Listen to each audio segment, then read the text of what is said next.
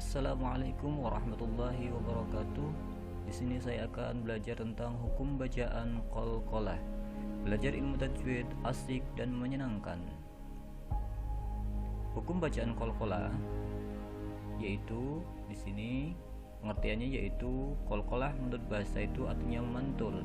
Setiap bacaan yang dipantulkan dalam baca qalqalah dalam baca Al-Qur'an itu namanya qalqalah bacaannya.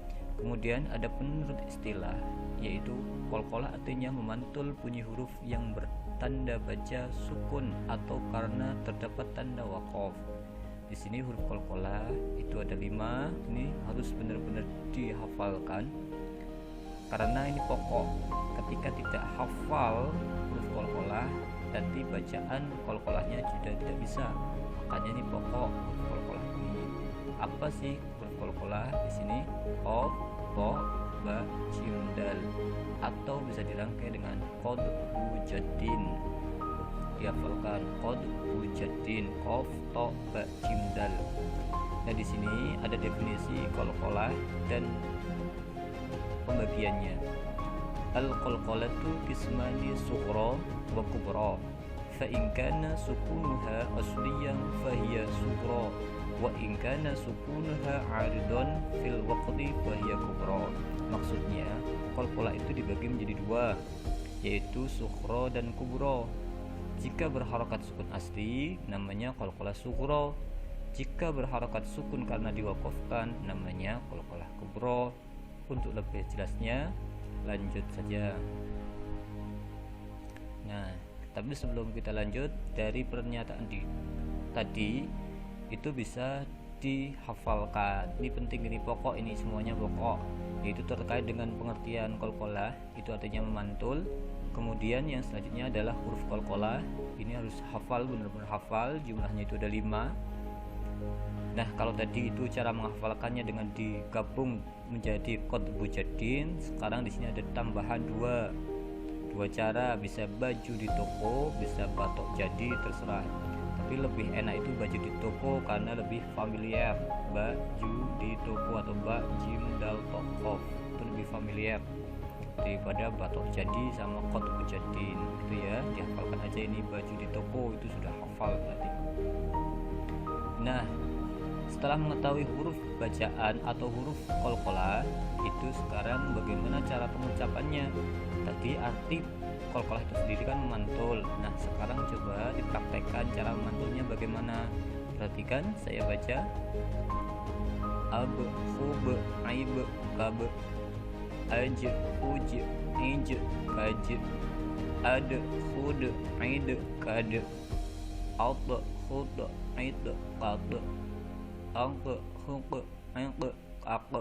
Tadi ab, aj, ad, alt, ak, atau ab, aj, ad, alt, ak.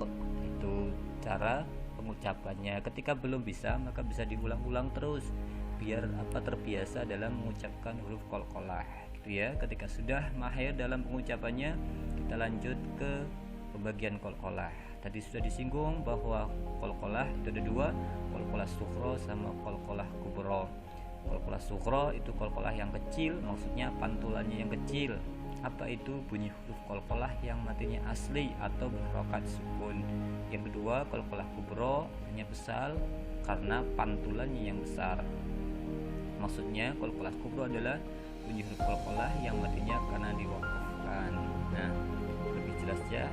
Kita lanjutkan qalqalah sughra atau qalqalah kecil.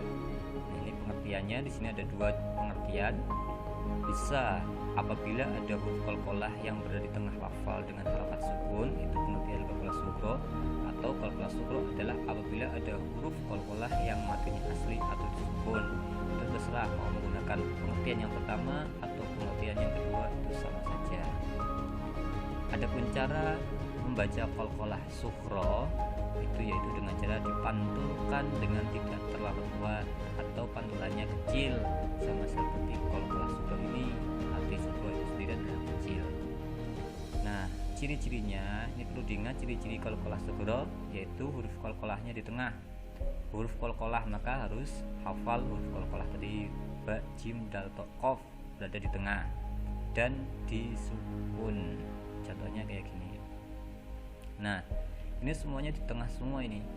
Nah, ini di tengah semua. Kan ba, jim, dal, to, qaf, ba, jim, dal, to, qaf itu ada semua dan berada di tengah semua dan berharokat sukun semua. Ini harokat sukun, ini juga harokat sukun, semuanya harokat sukun semua. Nah, cara bacanya yaitu dengan cara pantulan yang tidak terlalu kuat. Oke, coba perhatikan saya baca.